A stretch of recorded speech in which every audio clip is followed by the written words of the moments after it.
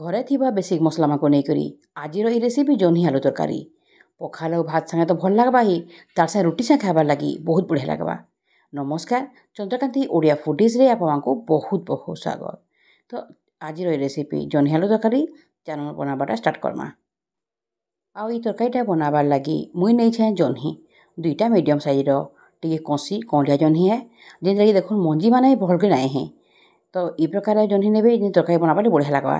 ତ ପହିଲା ଆମେ ଜହ୍ନିକେ ଧୁଇଦେମା, ତାରପରେ ଛାଞ୍ଚି କରି ଇ ପ୍ରକାର ଟିକେ ବଡ଼ ବଡ଼ ଖଣ୍ଡ କରି କାଟି ରଖ୍ମା। ଆଉ ଆପଣମାନେ ଆପଣଙ୍କର ଦରକାର ହିସାବରେ ଜହ୍ନିଟା ନେବେ। ତାର୍ ସାଙ୍ଗେ ଦେଖୁଁ ଆମେ ନେମା ଆଲୁ। ମୁଇଁ ନେଇଛେଁ ଦୁଇଟା ମିଡ଼ିୟମ୍ ସାଇଜ୍ର ଆଲୁ ଟିକେ ଭଲ ବଡ଼ ବଡ଼ ଖଣ୍ଡ କରି କାଟି ରଖିଛେଁ। ତ ଜହ୍ନି ଆଲୁ ଟିକେ ଏନ୍ତା ବଡ଼ ବଡ଼ ଖଣ୍ଡ କରି କାଟ୍ମା ଯେନ୍ତି ତରକାରୀଟା ବଢ଼ିଆ ଲାଗ୍ବା ଖାଇବାର୍ ଲାଗି। ତ ପହିଲା ଆମେ ଏଥିରେ ମସଲା ରେଡ଼ି କର୍ମା। ତ ଦେଖୁନ୍ ଜହ୍ନିର ଇ ତରକାରୀରେ ଆମେ ଗୋଟେ ମସଲାଟେ ଦେମା, ସେଟା ହେଲା ବାଦାମ ଆଉ ରାଶିର ବଟାଟା। ତ 2 ଚାମଚ ବାଦାମ ଆଉ 2 ଚାମଚ ରାଶିକେ ମୁଇଁ ପହିଲା ପ୍ୟାନ୍ରେ ବୁତୁରେଇ ଦେଇଛେଁ। ଆଉ ଏସବୁ ଭଲ ଭାବେ ବୁତୁରି ଗଲାନ। ଏସବୁକେ ବାଟି କରି ଚିକଣ କରିକି ଗୋଟେ ପେଷ୍ଟ ରେଡ଼ି କର୍ମା ଯେନ୍ଟାକି ଆମର ମସଲା ହେବା। ତାରପରେ ଆଉ ଗୋଟେ ଗିନାରେ ଆମେ ମିଶାମା କିଛି ଶୁଖା ମସଲା, ଯେନ୍ଥିରେ ଅଛେ ଅଧା ଚାମଚ ଜିରା ପାଉଡ଼ର, 1 ଚାମଚ ଧନିଆ ପାଉଡ଼ର, ଅଧା ଚାମଚ ହଳଦୀ ପାଉଡ଼ର, 1 ଚାମଚ କାଶ୍ମୀର ରେଡ୍ ଚିଲି ପାଉଡ଼ର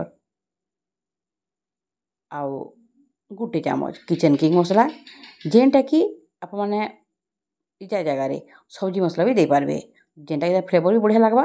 ଆଉ କିଚେନ୍ କିଙ୍ଗ ମସଲା ଥିଲା ବୋଲି ବି ଦେଇଛେଁ, ନାଇଁ ହେଲେ ଏଥିରେ ସବ୍ଜି ମସଲା ଦେବାଟା ବି ବଢ଼ିଆ ଲାଗ୍ସି। ଏସବୁକେ ଭଲ ଭାବେ ମିଶେଇ ସାରିଲା ପରେ ଏଛେନ୍ ଆମେ ଏଥିରେ ପ୍ୟାନ୍ ଟିକେ ଦେଇକରି ଭଲ ଭାବେ ସବୁକେ ମିକ୍ସ କରିଦେମା ଆଉ ଥରେ, ଯେନ୍ଥିରେ କି ମସଲା ସବୁ ବଢ଼ିଆ ଭାବେ ପ୍ୟାନ୍ରେ ବୁତୁରି କରି ମିକ୍ସ ହେଇକି ଥିବା।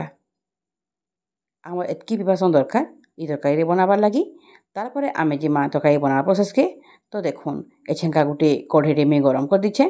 ଆଉ କଢ଼େଇ ଟିକେ ଗରମ ହେଇ ଆସିଲା ବେଲ୍କେ ଆମେ ଏଥିରେ ଦେମା ରିଫାଇନ୍ ତେଲ୍। ତେଲଟା ଟିକେ ଗରମ ହେଇ ଆସିଲା ବେଲ୍କେ ଆମେ ଏଥିରେ ଦେମା କଟା ଆଲୁ। ତାରପରେ ଏଥିରେ ଦେମା ଅଧା ଚାମଚ ବାଗି ନୁନ୍। ଆଉ ସବୁକେ ଭଲ ଭାବେ ମିଶେଇ ଦେଇକରି ଟିକେ ଘାଣ୍ଟି ଦେମା।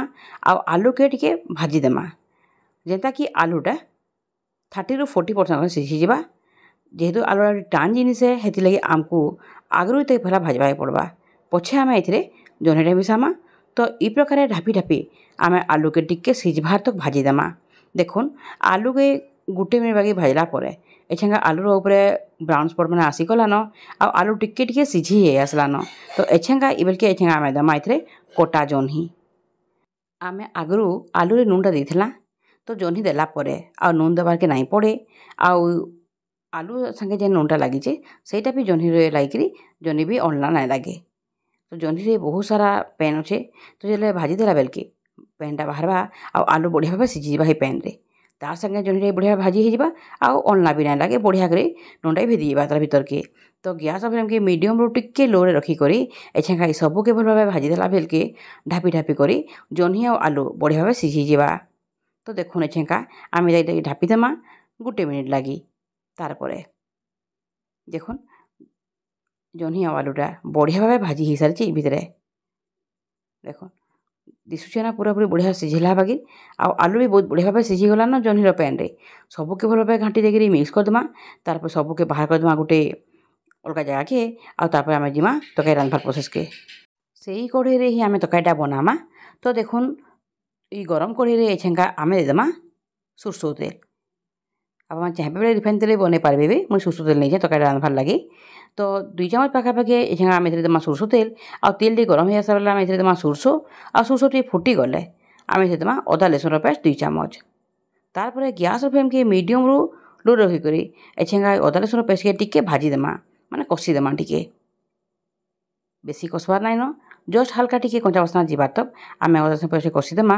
ତାରପରେ ଆମେ ଏଥିରେ ଦେମା ଯେନ୍ ମସଲାଟା ଆମେ ଆଗରୁ ବନେଇକି ରଖିଥିଲା ଶୁଖା ମସଲାର ଘୋଲ୍, ଯେନ୍ଟାକି ଆମେ ପ୍ୟାନ୍ରେ ଗୁଲି ରଖିଥିଲା ସେସବୁ ମସଲାକେ ଏଛେନ୍କା ଆମେ ଦେଇ ଦେମା।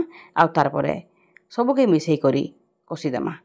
ଗ୍ୟାସ୍ର ଫ୍ଲେମ୍କେ ମିଡ଼ିୟମ୍ରୁ ଲୋ ରଖିକରି ଏଛେନ୍କା ପାଖାପାଖି 2 ମିନିଟ୍ କଷିଲା ପରେ ଦେଖୁନ୍ ଏଛେନ୍କା ମସଲାର କଲର୍ଟା କେତେ ଚେଞ୍ଜ ହେଇଯାଇଛେ। ଆଉ ତାର୍ ସାଙ୍ଗେ ମସଲାଟା ବଢ଼ିଆ ଭାବେ ଭାଜି ବି ହେଇଯାଇଛେ। ଆଉ ଦେଖୁନ୍ ସାଇଡ଼୍ ସାଇଡ଼୍ରୁ ତେଲ୍ ସବୁ ଛାଡ଼ି ଆସିଲାନ, ବେଲେ ମସଲାଟା ବଢ଼ିଆ ଭାବେ କଷି ବି ଆସ୍ଲାନ। ଆଉ ତାର୍ କଲର୍ଟା କେତେ ବଢ଼ି ଯାଇଛେ ଦେଖୁନ୍। ତ ଏଛେନ୍କା ସବୁକେ ଭଲ ଭାବେ ଆଉ ଥରେ ମିକ୍ସ କରିକରି ଟିକେ ଘାଣ୍ଟି ଦେଇକରି ଏଛେନ୍କା ଆମେ ଏଥିରେ ଦେମା ପାତଘଣ୍ଟା। ଆଉ ପାତଘଣ୍ଟା ଆମେ ନେମା 2ଟା ମିଡ଼ିୟମ୍ ସାଇଜ୍ର ପୁରାପୁରି ଲାଲ୍ ପାଚ୍ଲା ପାତଘଣ୍ଟା। ତାରପରେ ଏଥିରେ ଆମେ ଦେମା ସ୍ୱାଦ ଅନୁସାରେ ନୁନ୍। आगु आम आलू सिझला बेलके नूनटा देदेला तो देखिक नूनटा देमा कहीं बेले जह्नीटा बहुत सफ्ट होकर टी छोट कमी आसी तो हेथि लगी आमको बेसी नून देवार नाइन देखिक नूनटा देवे तारपर सबके भल मिसेक टे घाटीदेमा जेनथिरे कि पातघंटाटा नून पड़ला बढ़िया भाव सीझीजा तो आम यटाके ढापीदेमा आउ सीझा छाड़ीदेमा गैस फ्लेम के एकदम लो रखिक पातघंटा के मसला संगे बढ़िया भाव सीझा छाड़ीदेमा आउ 2 मिनिट पर देखुन एछेगा पातघंटाटा खोलिक देखला बेलके बहुत बढ़िया भाव सीझी जाकर लोटपोट हो गलान एछा सबके भल भाव घाटी देकर टिके मिक्स करदेमा आ पातिरा टिके बिलेदेमा खरा मासरे पातघंटा टिके कम सीझुहा तो हेति लगी आम भल भाव सबके मिसई देकर घाटी देला परे एछेका आम देदेमा जह्नी आलू जेनटा आम आगु भाजी रखीला तारपर सबके मिसई करी टे कषिदेमा बढ़िया करी देखुन तरकारीटा एतकी बेलू ही स्वादिया लगुचे इटाके जो आप चाहे बेले इ प्रकार कषा करी भी खाई पारबे जेनटा कि गोटे नॉर्मल जिनसटे तार संगे आउ टिके यूनिक आउ टिके बढ़िया करी आउ टिके टेस्टी बनाबार लगी टिके मीठा मीठा टेस्ट देबार लगी इथिरे आम देमा आगु आम बाटिके रखीदेला बादाम आउ राशिर मिक्सटा बादाम आउ राशि के पूरा पूरी चिकन करी गोटे पेस्ट बनाबे जेनथिरे कि इ प्रकार आमर पेस्टा रेडी हेबा तो देखुन बहुत हो जाइए तो हेति लगे टिके कम करी माने अधा देली मुई बादाम आउ राशिर बटाटा तापर देखुन इ प्रकार भल भाव